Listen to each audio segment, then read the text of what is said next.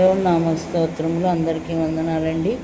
ఈ ఉదయకాలం వాక్యము కీర్తనల గ్రంథము 128 అధ్యాయం 1-2 వచనాలు చదువుకుందాం. యెహోవా యందు భయభక్తులు కలిగి ఆయన త్రోవలయందు నడుచు వారందరూ ధన్యులు. నిశ్చయముగా నీవు నీ చేతులు కష్టార్జితం అనుభవించదు. నీవు ధన్యుడవు, నీకు మేలు కలుగును. ఆమేన్. హల్లెలూయా. స్తుతి స్తోత్రం. కీర్తనాకారుడు ఏమని మాట్లాడుతున్నాడండి? యెహోవా యందు భయభక్తులు కలిగి ఆయన త్రోవలయందు నడుచు వారందరూ ధన్యులు అని వాక్యం సెలవిస్తుంది. ఆయన యందు భయభక్తులు కలిగి ఉండడం అంటే చెడుతనమును అసహించుకోవడమే అని వాక్యం సెలవిస్తుంది.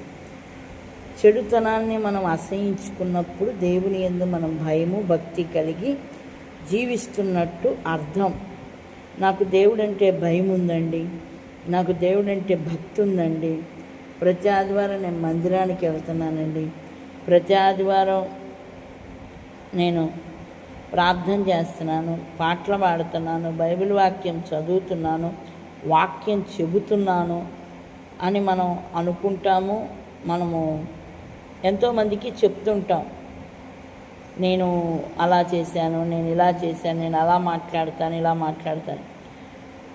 కానీ నాకు దేవుడంటే ఇంత భయం అంత భయం అని చెప్తూ ఉంటాం.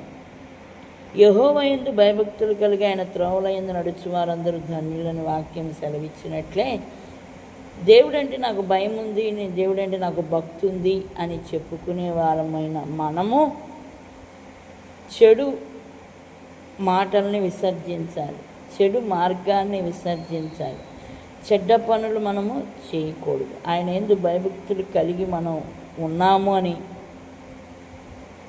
మనం అనుకోవడం కాదు, కానీ మన ప్రవర్తన, మన మాటలు